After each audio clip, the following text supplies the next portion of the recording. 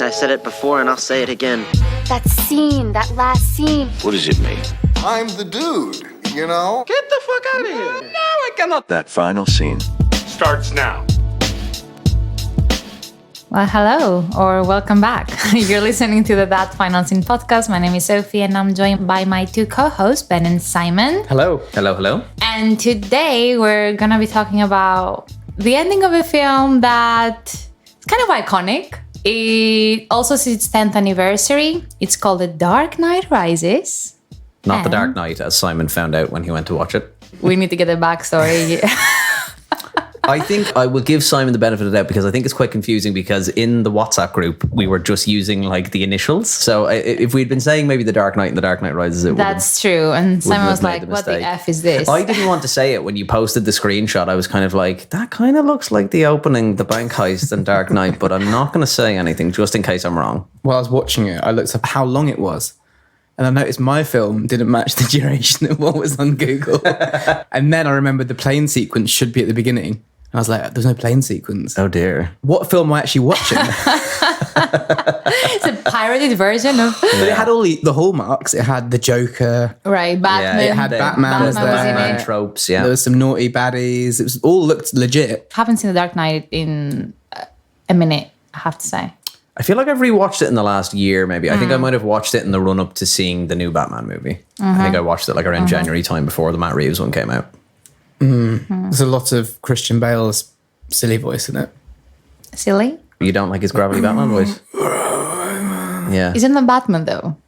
Isn't that Batman by default, though? Doesn't he have like a silly voice by default? What was he like before this series? Depends. I mean, there's a couple of iterations. There's Keaton, there's Clooney, there's Kilmer. You've got a lot there. Val Kilmer You played have Batman. Pattinson? Yeah. Really? You didn't know? No. Dude. How have you not seen the Val Kilmer one? Well, it might have done. Val Kilmer is he the Arnold Schwarzenegger one? Yeah.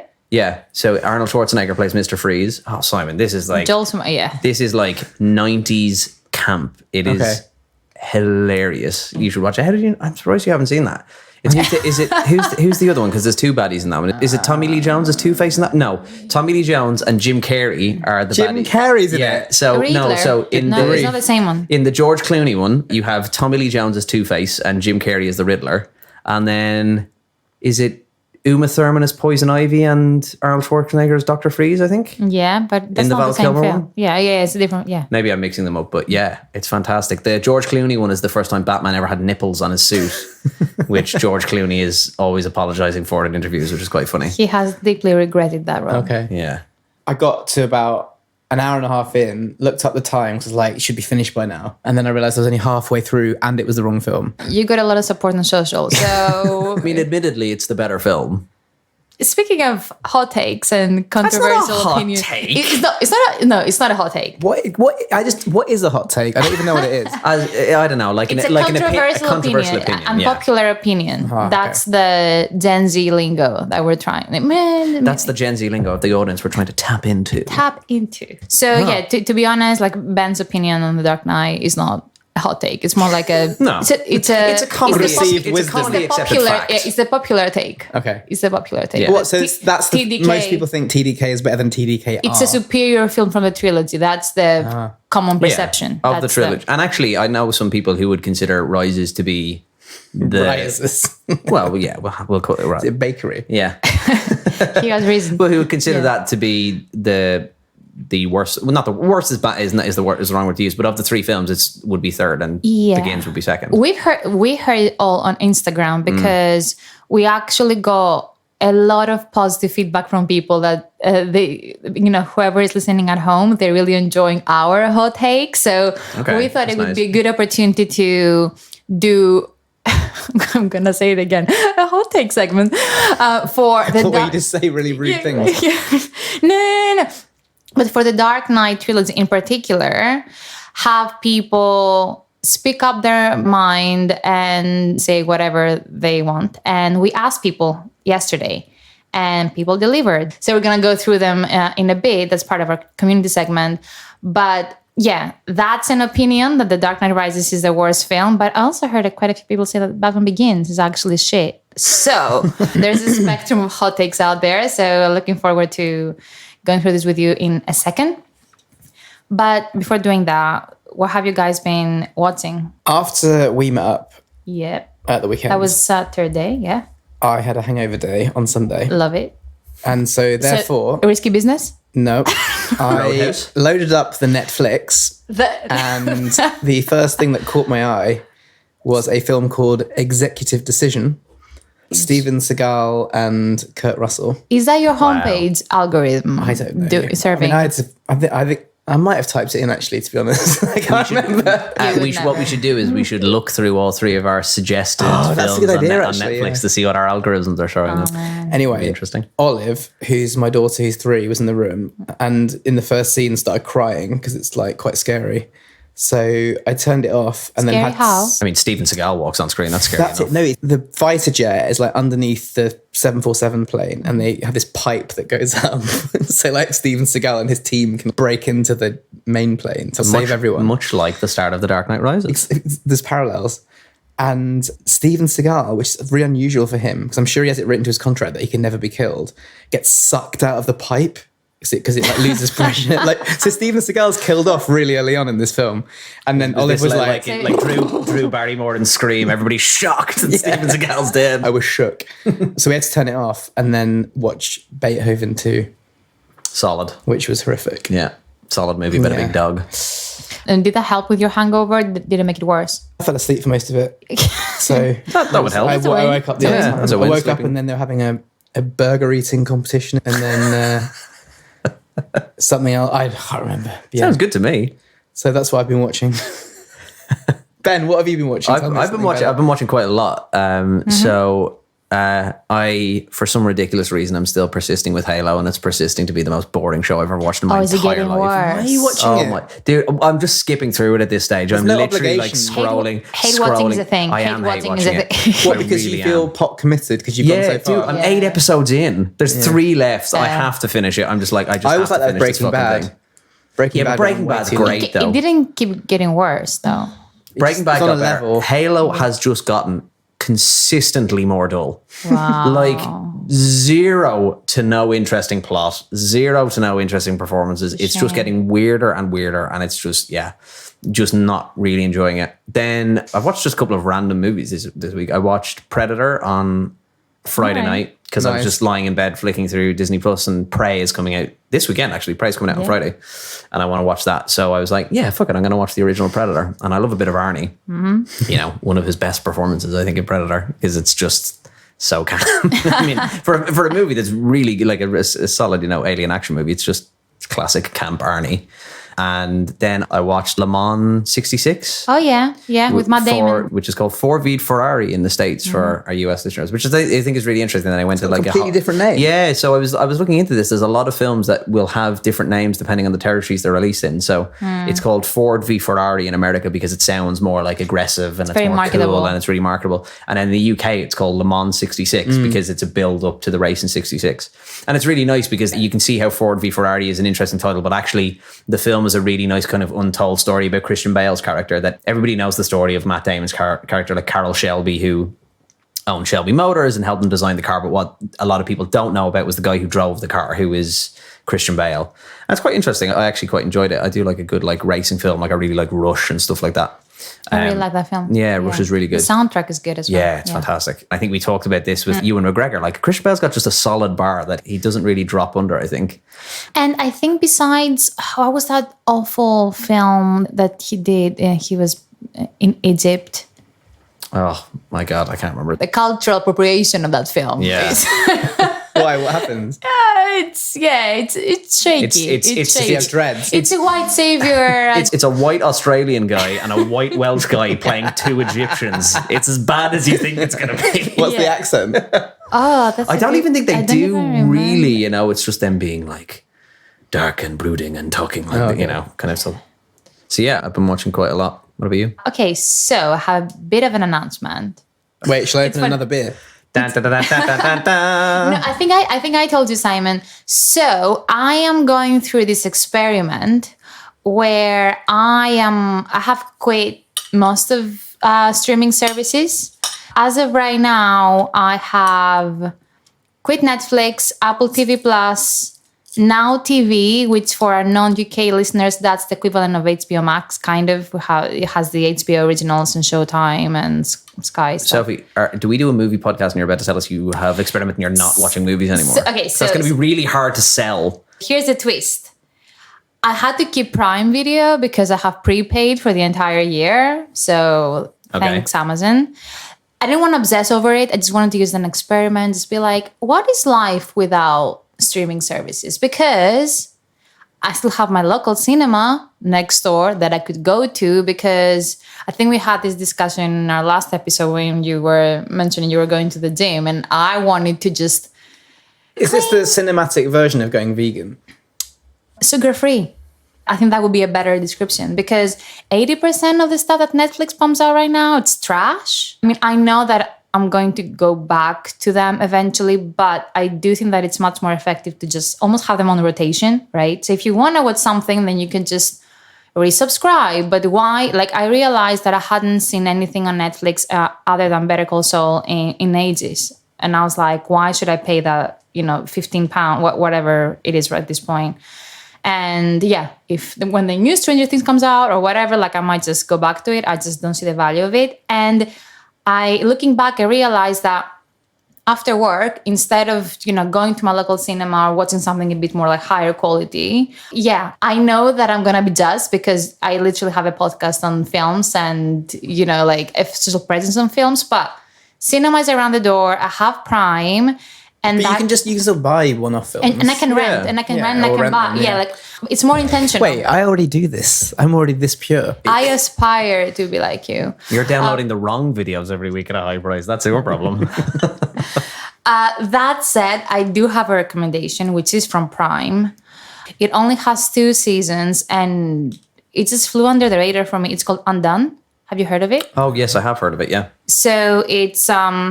It has 2 seasons. It's with Rosa Salazar. She's the girl that did Anita, I want to say, James Cameron's film. She's really good. Her dad is Bob Odenkirk from Better Call Saul. He's fantastic. And what's unique about the show is that he uses rotoscoping. Is that rotoscope? Yeah, with the cutting out method. It's very expensive. It's a very expensive method. If you've seen the Scanner Darkly, I want to say. Scanner Darkly, yes, that's the same method. But we're not going to say method acting because that's not allowed. No. But Keanu Reeves is actually really good in that film. Keanu's great in every film. Apart from, actually, The Lake House, actually. Yeah, well, that's what I'm saying. That's not true. That's definitely not true. I love Keanu, but my God, that's not true. Film... It's actually a great recommendation for this episode because we're talking about Nolan, obviously. And if you like Inception or Interstellar, you're going to love this show because like a sci-fi, mind-bending kind of film where the idea is, Rosa plays Alma, like a 28-year-old girl. I think she's in Texas. And after recovering from a car accident, she's convinced that she can communicate with the spirit of her dead dad. That is Bob Odenkirk. Sounds like Frequency with Dennis Quaid. Oh, yeah, I can see some inspiration from that. That's a good show. Basically, that's the premise of season 1, where we see her revisit her past. She uncovers some truths that she doesn't want to uncover. There's a bit of a, is she coming up with those ideas? Or are these things actually happening? Does he actually have superpowers? Or is he just mentally ill? Has a kind of dream or reality kind of existential question. And it just talks, that's about mental illness and intergenerational trauma as well. It's just like very, very well done. So just 2 seasons, I think 8 episodes each. So it's very easy that's to... a nice What's it on?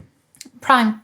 Okay. Do watch it. It's just really, really good. Like a very, underrated show. Prime are just pushing money into everything. That new Lord of the Rings show looks like it's Christ. I mean, it already is. That's been in the works for like...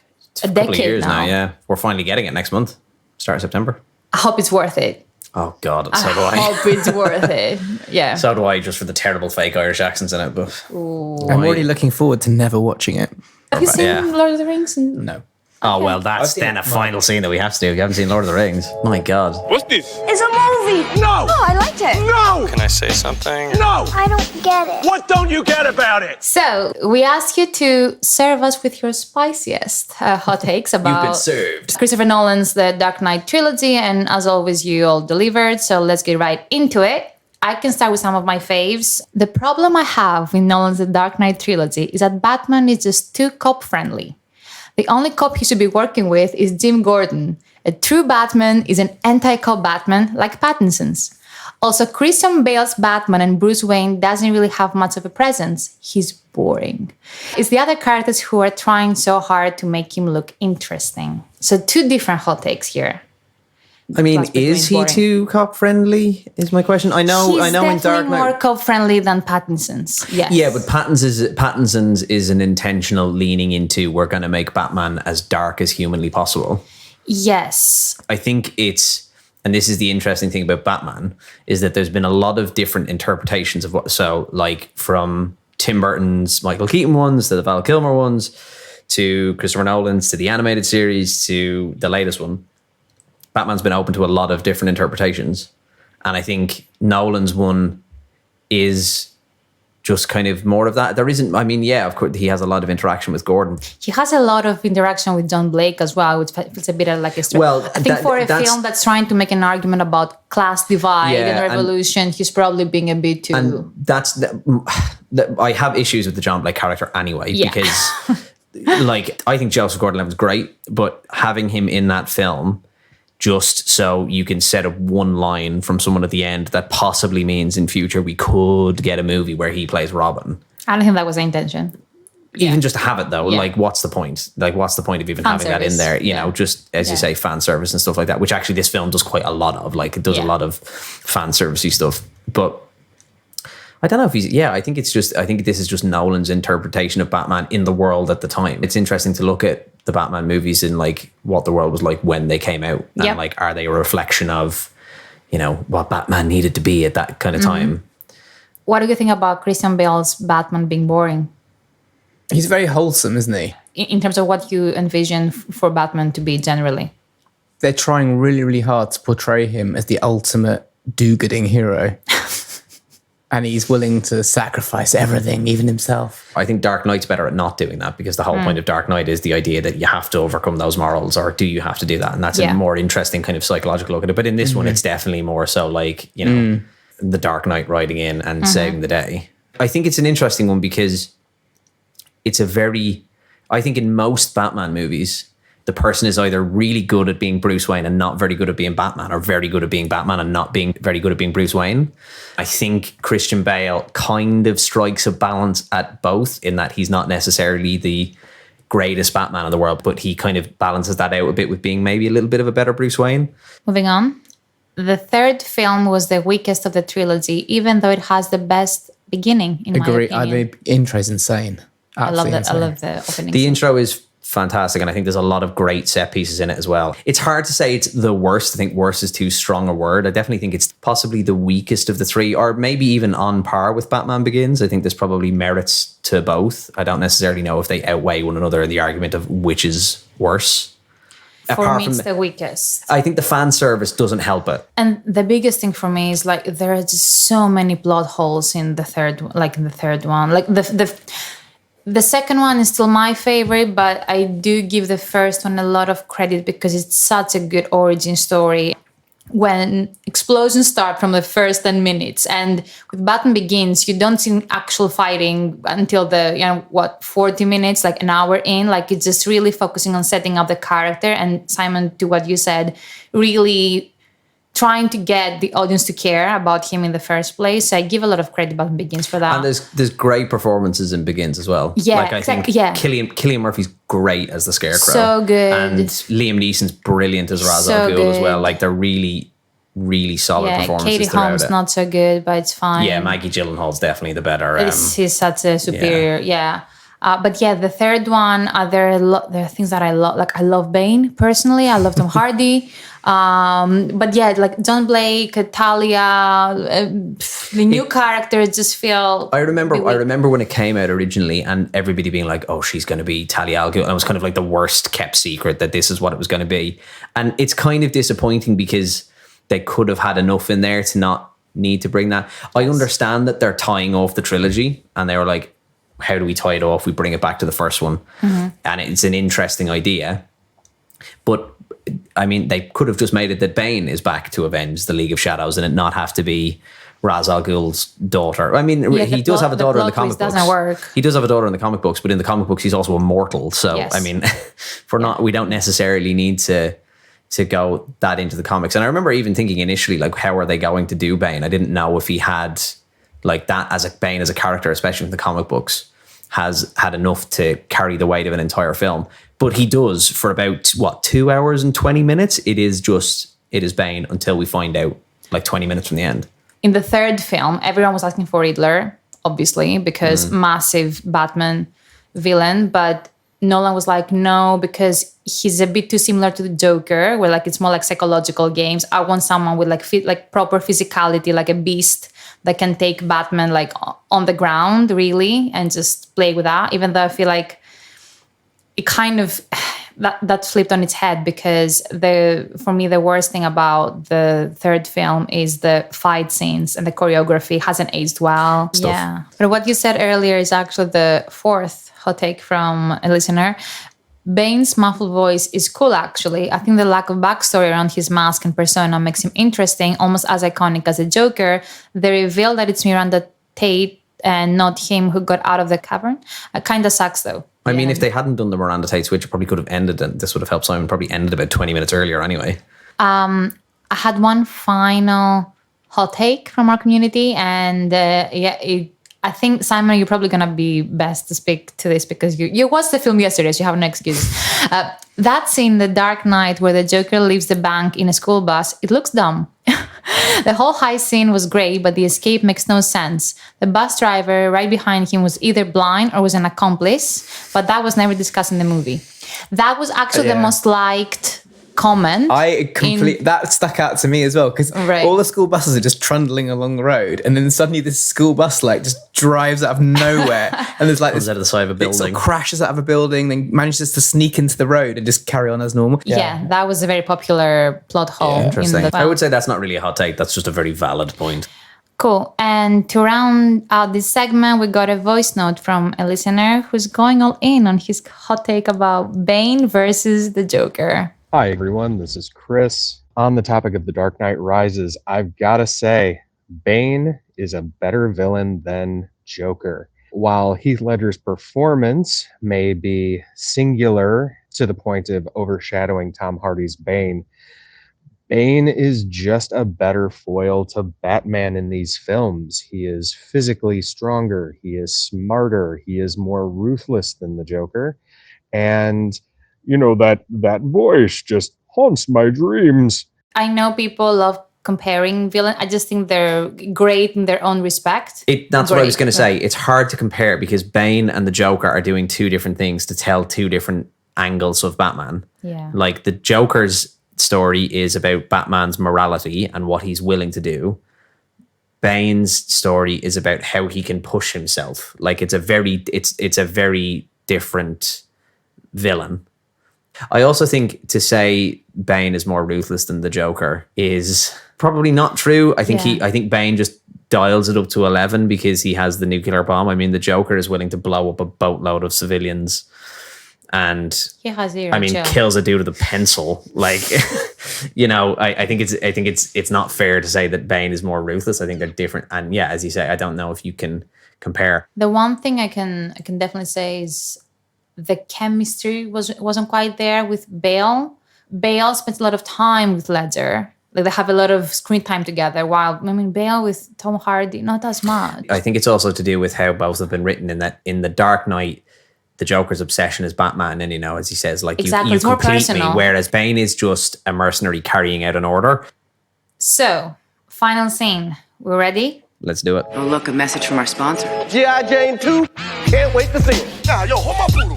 Hey, yo, what's up? Y'all got a problem? Y'all want some of this? Without much further ado, Here we go again. Does it even make sense for me to give a spoiler warning at this point? I mean, we have spoiled. We've spoiled the whole trilogy at this point.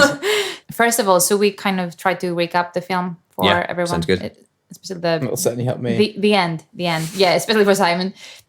So as you all remember, in the end, Batman was able to get control of Gotham back from Bane, though it was Catwoman who actually gave the killing shot.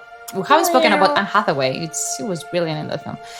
But of course, the issue was the threat wasn't over. That reactor set to explode and decimate the entire city was still somewhere out there. And although Gordon had prevented it from being remotely detonated, it was now in Talia's hands. Batman, Catwoman, and Gordon were able to take out the truck carrying the bomb, but before she died, Talia destroyed the reactor so that they couldn't put the core back into it for disarming. With no other alternative, Bruce was forced to attach the core to the bat and fly it over the bay so it could detonate away from civilians. But as the aircraft had to be flown manually, we watched him seemingly sacrifice himself, saving everyone in his home city. In the very last moments of the film, we get a final taste of what life had ahead of the main players. We see Gordon continuing his police work, but he's kind of surprised to see the bat signal back atop of the GCPD rooftop. I really like that scene. Lucius Fox discovers that the bat's autopilot issue had been fixed 6 months prior, seemingly by Bruce Wayne, suggesting that he actually survived the nuclear explosion. John Blake quits the police force, and after being left some caving gear and a set of coordinates by Bruce, he goes on his way to find the Batcave. And we find out that his name is Robin. Was that before or after? He takes the bag and she says, you should use your real name. I like it. I am Bane. And then she just says Robin as he walks away. It's as if they put it. It's like they put it in post. That's true. That's true. As for Alfred, at first we see him crying over Bruce's death. Some great crying acting from Michael Caine in that scene. But he blew the bloody doors off that scene. I really like that scene. Sorry.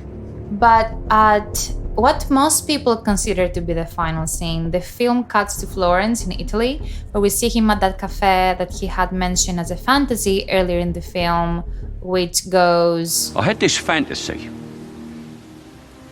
that I would look across the tables and I'd see you there with a wife, maybe a couple of kids. You wouldn't say anything to me, nor me to you. But we both know that you'd made it, that you were happy. God, I love that scene. I love that scene. This is where he sees Bruce and Selena across from him. They give each other a nod to one another and they go their separate ways, just like he envisioned. But actually, the very final shot of the film cuts back to John Blake again, where he discovers the Batcave. That's how the film actually ends. Yeah, with he stands on the platform and starts to rise out of the water. The other important thing to mention is that in the scene where they're giving away the belongings, is that someone says one of the lots is missing, one of the items is missing, and it's Bruce Wayne's mother's pearl necklace, which is what Catwoman steals in the opening scene, which she is wearing in the cafe in Florence. Mm-hmm. Which probably proves that this wasn't a dream. Well, I think, is Dark Knight Rises, is it after Inception or is it before? Dark Knight is the same year as Inception, 2008. And then Dark Knight Rises is after. 12, I think a lot of people, having seen the end of Inception, where it's like, they probably are going into think, well, Nolan probably means lots of different things here. But actually, there's a nod to the fact that the autopilot's been fixed for 6 months. The pearl necklace is gone and she has it. I remember thinking it initially, kind of almost wanting it to be that way, wanting it to be like a dream sequence and thinking, oh, is that like, that's the cliffhanger and we don't know whether he's dead or not. But the more I watch it, I'm like, no, he's clearly alive. Yeah, I am fairly convinced as well that it wasn't a dream and it's a pretty straightforward ending, even though we do have an interview from Christian Bale saying that it wasn't a dream as well.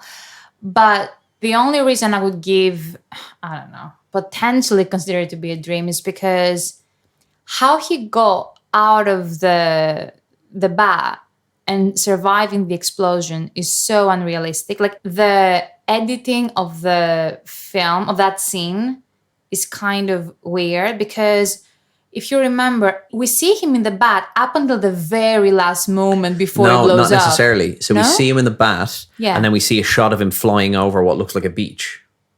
Right, and then it flies out. He's still human. Like he needs to be miles away to it. Like, how does he survive the explosion? Well, but it could also be just clever editing that we're not seeing him. Obviously we don't see him bail out, but it's clever editing the way you cut it. Okay, and then how does he swim back to the shore with a Batman suit without being seen by anyone? Well, I mean, it's a city where everybody's been enclosed in for 6 months. I hardly think they're all just running to the beach. But he needed to make it back to the shore. Otherwise, how could he make it back? Well, we don't know. Italy? He might have bailed out over the shore. We don't know that yet. So much pun Oh going on man! here. I mean, Bailed my out, only yes. explanation is that he's Batman. That's all we need to know. But So, this question might be really basic, but I thought in the Italy scene when they're having in the cafe, wouldn't loads of people recognize this billionaire Bruce Wayne just pottering around? I thought of that as well. But then I was like, how many If people Elon in Musk Italy flogged all of his business. Elon Musk is a and- bit of an exception. Yeah, But how I many know. people do know what Warren Buffett looks like And in also- Italy? Warren Buffet. Buffett? What's his I love name? it. What's his- Warren Buffett. Sorry, Buffett. I like Sorry. Warren Warren Buffet. Buffet. I want Well, to like go to the Phoebe- But Warren that's Phoebe the- Buffet. that's Warren's the- Buffet could be that- the restaurant chain. That's the French version of his Yeah. name. Warren's baguette. Warren Buffet. You have to think about the fact that Bruce Wayne is supposed to have been killed. Well, that makes it even weirder. So this famous billionaire, I mean, this is probably, news all around the world, suddenly is having a coffee in this Yeah, but film. he's Yeah. part. He's one of the multitude of people who was killed in Gotham at that time. Oh, okay. Yeah, he's a US billionaire. Like, it's not like the rest of the world wakes up every day thinking of how US billionaires look like, with the exception of people like Elon Musk. I mean, he's an What exception. about Bill? Bill Gates. Like, imagine if I don't he think- I died don't- and then like- you were having a coffee in your local square in Italy and then suddenly I Bill's don't popping even up. remember. I'm not even sure I would recognize him at this point. Really? Because he's gotten old. I mean, he's an exception, but Also, Christian If we- Bale is so yeah. hunky. He's very noticeable. he's at his best. He is, Oh, God. especially at the end with that little bit of Oof. long hair and that How that many- salmon shirt. How many years is it from American Psycho to this film? Oh, geez, about 12, 13 years. If So I it's was looking at the 2012. skin on his American- face, 99. and like there's that amazing scene in American Psycho where he does his beauty He peels regimen, he peels the skin thing off. Yeah, and it's the skin is just incredible in that scene, but it looks really similar in Yeah. Batman. yeah. How like Oh, pristine it he's is, chiseled. chiseled. He looks great in all three films. Gotta say, I think it is him at the end. I really like. I do, Yeah. and I think there's enough nods towards it, and I think the fact that you do have the autopilot and it is being like he is alive, and I think it would feel very un-Batman for it to be like it's a dream. On that dream note, we actually had another voice note from a listener, so we play that as well. Go for it. Hi, Sophie. This is Saf. I think that scene at the cafe was actually real. The reasons being that he puts his wallet back in. We see Selena Kyle is wearing the necklace. We see elsewhere that Fox is learning that the autopilot had been already fixed by Bruce Wayne himself. It doesn't matter if he survived or not. What matters is that we get the idea that he has finally set his Batman persona to become Bruce Wayne again.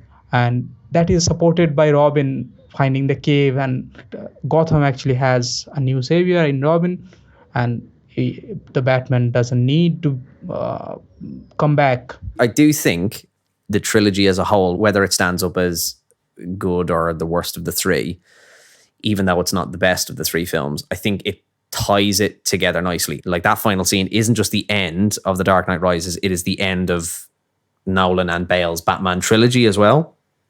And so it is, as Alfred says, it's finally giving him that out. You know, I think, what is it, when he talks, I think in that scene as well, maybe it's just before, he says, you know, when you disappeared as he's talking about in Batman Begins, all I ever hoped was that you just wouldn't come back, because I'd know, you know, you'd have done something else, you'd have made something of yourself, and you wouldn't have come back. Because that's all Alfred has ever wanted over the three films since he comes back from, you know, training with the League of Shadows. And the first one is he wants an out for him. It's all he ever wants. And because he owes this debt to his parents, that's why that scene at the end of him on the grave is so, like, heart-wrenching.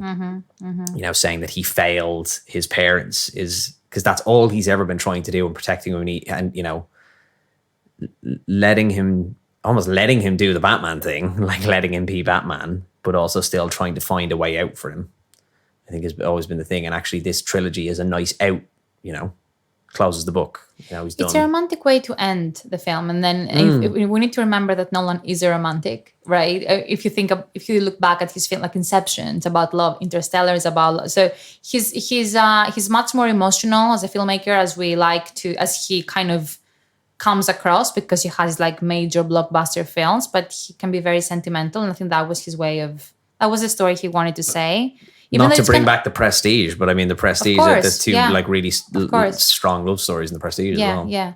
So I do think that was his intention. And yeah, he's going to get criticized. I mean, there are people out there that say the ending is too perfect, too neat, too fitting, right? And I mean, fine. Look, there are some people that just love seeing Batman suffering, right? Like there is that kind of... I think too many people just like a cliffhanger as well. I think that's why people look into it. Is it a dream? Is it not a dream? Because I think too many people want to hang on to the belief that there could be something more, or that it's a dream, or, you know. I think this is why he ends with John Blake finding the Batcave rather than the scene in Italy. Because ultimately, the point that he wants to make, as you said, is that, okay, so the Christian Bale's Bruce Wayne, the storyline, that's over. Or at least we can let him be right now. That's the idea. But he was never going to be Batman forever, right?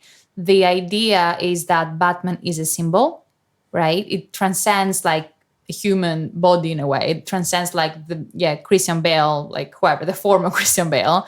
That's what's a bit contradictory in my opinion, because even though John Blake, we see him say, okay, my name is Robin, at the same time, in the very final shot, the suggestion is that he's going to become the next Batman in a way. What they should have done is there's an old Batman cartoon called Batman Beyond, where basically Batman is an old man. This young guy breaks into his house, and then it becomes that he becomes Batman. Batgran. And yeah, pretty much Batgran. Yeah, it's called Batman Beyond. It's really good.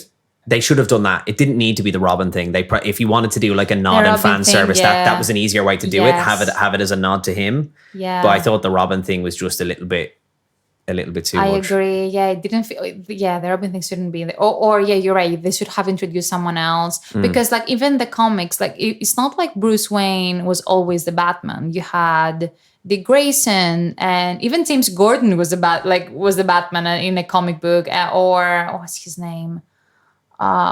James something, Jason Todd, like there was Jason Todd as well. So it's not like Bruce Wayne is tied back to that Batman identity. If you go back to Batman Begins, one of the things that he talks about when developing the idea of being the Batman is that I can't just be a man, I have to be a symbol. Yes, he says that to John Blake. Oh, and he says it to John Blake as well, I think, early when they are in that car. Yeah, you're right. Yeah. So I think Nolan really liked that idea of I'm just kind of giving up the suit to someone else. And that's it's very symbolic in a way. I have to ask Simon, as a superhero movie that you're in inverted commas, because it's not the most superhero movies. It's like, it's quite grounded. What did you think of it? Because I know you're not really, we saw when we talked about Doctor Strange, you weren't kind of mad into that one. I thought once I'd seen The Dark Knight Rises just was like the same again, but with really exciting intro and stuff. But The Dark Knight was enough for me to like understand that it was going a bit dark, a bit grittier, a bit more real. It's interesting because it could have ended. It could have ended with that end of The Dark Knight where, Harvey Dent is dead and Batman is the quote unquote villain. My hot take would be that it's a children's cheddar script with quite aggressive violence laid on top for adults. Dark Knight Rises. Or Dark Knight. Both of them. I think I would agree with that about Rises. I don't necessarily think The Dark Knight is that way. I think The Dark Knight has a little bit more to it. Binary. It's very like good, and it's always delineating good and evil very clearly. But I think that's what The Dark Knight does well. Not nuanced. The Dark Knight does well in that it takes the line of good and evil, and the whole point of the Joker is pushing Batman to find the line. That's why it's different. Yeah, and Two-Face as well. Yeah, can't forget Aaron Eckhart, can we? The first time you see the Christopher Nolan Batman is like, you can't repeat that. Once you see that the first time, that's a really amazing moment where you're like, shit, this is really dark and gritty. And you can't ever get back to that again. And then everything else just feels like it's the same again. So The Dark Knight Rises just felt like another version of. If you look at the trilogy, I love it. I do think, however, that it's massively elevated by the soundtrack. If you remove the score, even like some scenes that are fairly basic, like the dialogue is basic, like there's nothing super emotional happening, in the scene. But the score throughout is so incredible that elevates everything, elevates the, more the slower scenes, elevates the more like fighty scenes. So yeah, if you remove the score, it would be more like a 7 out of 10 films for me. And the kind of, I don't know, Hans Zimmer is just fantastic. Yeah, it's one of my favorite scores. One of the pieces of music that I've forgotten about that I think everybody goes to like the crazy like razor blades on strings from like The Dark Knight and The Dark Knight Rises, but actually some of the best music is the really emotive music at the end of The Dark Knight in the scene where with Two-Face and Jim Gordon and his son. Those strings are brilliant, and it's not the really intense, like, as I say, like razor blades on the strings. It's just this really emotive piece of like orchestration. It's brilliant. And as you say, it kind of elevates it from like a 7 to a 10. I mean, I think The Dark Knight as superhero movies go is pretty much perfect. Yeah. That would be my opinion. Like, I love Endgame and I love what Marvel do, but for me, as someone who loved the Batman comics when I was younger and still has a like really great appreciation for what the Batman comics do, I don't think anything's beaten The Dark Knight for what it did at the time and what it kind of like it still holds up when you rewatch it, I think. And it does have my final scene from the trilogy, like the monologue of Gordon in the end. It's just amazing. I'm all for a happy ending for Batman. The one thing that I didn't like though was Selina joining him. That was the one thing I was like, Again, Nolan is not quite famous for writing iconic like female roles in general, and I do have my issues with how he wrote, Miranda Tate and Rachel and even Catwoman. But the thing is, I would much rather he goes on. I mean, I don't know. He didn't need someone by his side, and he definitely didn't need Catwoman. Where how like earlier in the film there's a bit of a scene. I mean, there's a scene where Anne Hathaway's Catwoman cuddles up with Juno Temple's character. There's a suggestion that it's her girlfriend, which is, I mean, it's much more clear in, Zoe Kravitz. Yes, that is bisexual. And you can tell that he's kind of doing her own things. She kind of brushes him off throughout the film, and all of a sudden she gives up everything and she joins him in Italy, like Catwoman. She's a kind, I don't know. To me, she was more like, yeah, I'll fuck you, but at the same time, you're like a side hustle for me. She does have that big switch towards the end where she says what she says to Batman, just come away with me and let's go and stuff like that. Yeah, and, it's a bit silly. It is a little bit, it's a bit forced. Yeah. Yeah. It could have just been someone else. It could have been just some random woman. Yeah, or just on his own. Like go find yourself. Like you need some alone time. for a bit. You need to think about what you've done. Just chill. Go find an Italian woman. I don't know. That's my only thing. I don't think Catwoman was necessary in that scene. Yeah, I mean the only thing, the only reason she's kind of needed there is you can't have the whole thing about the pearl necklace to reinforce that he is there, to have the pearl necklace missing and to have her have it. Yeah. I don't know. Yeah. But it does just feel like a throwaway thing. Yeah, probably. She's going to betray him like at the end of Casino Royale, basically, is what's going to happen. Yeah. That happened in Italy as well. Yeah. And don't run away to Italy with the love of your life is what we learned from that movie.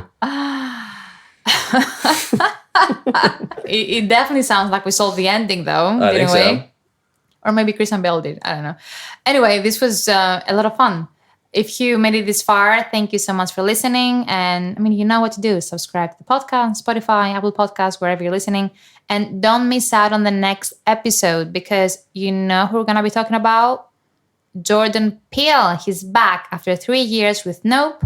So go watch it, and we'll be back to spoiler the heck out of it with you in 2 weeks. Goodbye. Oh, look, a message from our sponsor. Did you like it? Did you like that? Did I like it? I loved it. I had no idea you could milk a cat. I have nipples, Greg. Could you milk me? Good morning. Morning. Good morning. Oh, and in case I don't see you, good afternoon, good evening, and good night.